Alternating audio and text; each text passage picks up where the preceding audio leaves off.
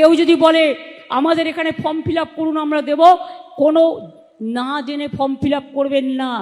আপনার ডিটেলস নিয়ে গিয়ে ভোটার লিস্ট থেকে নাম্বার দিয়ে দেবে, আর নিয়ে বলবে এই নাও এনআরসির নোটিশ নাও। আমরা মানব না। আমরা চাই আমার আদিবাসী হোক, আমার তপশিলি হোক, আমার দলিত হোক, আমার হিন্দু হোক, আমার মুসলমান হোক, আমার শিখ হোক, আমার কন্যাশ্রী হোক, সবার ভোটার লিস্টে যাদের এন্টাইটেল তাদের নাম তুলতে হবে। পরিকল্পনা আছে সেন্ট্রাল গভর্নমেন্টের, আমি সরি আমার বলা উচিত কিনা আমি জানি না, কিন্তু এত মানুষ আছেন জেনে রাখুন।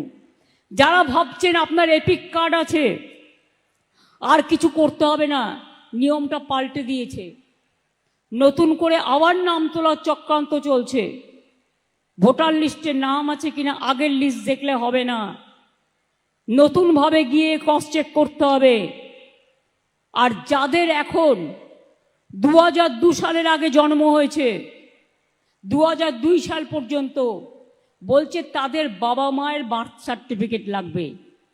এবার বলুন তো, আমরা যখন ক্ষমতায় এসেছিলাম আমি দেখেছিলাম ইনস্টিটিউশন ডেলিভারি, মানে যারা বার্থ সার্টিফিকেট পেতে পারে হসপিটালে জন্মেছে, সেটার সংখ্যা ছিল 60%। তার আগে 20 থেকে 30 থেকে 40 50 হয়েছে। আমরাও হোম ডেলিভারি, আমাদের এই স্কুলের সার্টিফিকেট। এবার আপনারা আমাকে বলুন, এখন যদি বলে 2 সালে যার 18 বছর বয়স হয়েছে, 2 সাল থেকে আজকে যোগ করুন 23 বছর, যদি তার বাবা মার 20 বছরও বয়স হয় মায়ের, তার মানে কত হলো? 46 বছর।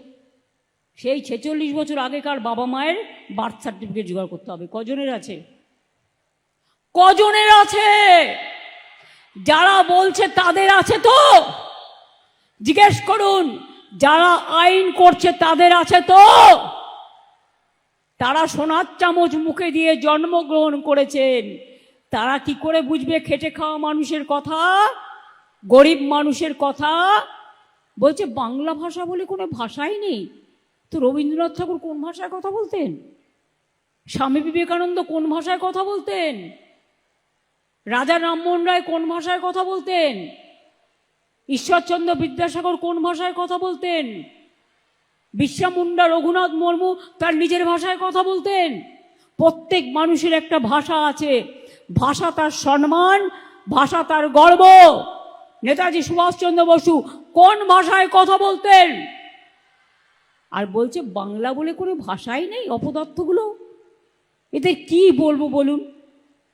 কোনো কথা বললেও নীরবে বুকটা ফেটে যায়, কিন্তু নিজে একটা জায়গায় আছি বলে ওরা বাজে কথা বলে বলে আমি বাজে কথা বলতে পারি না, তাই হয়তো বলতে পারি না।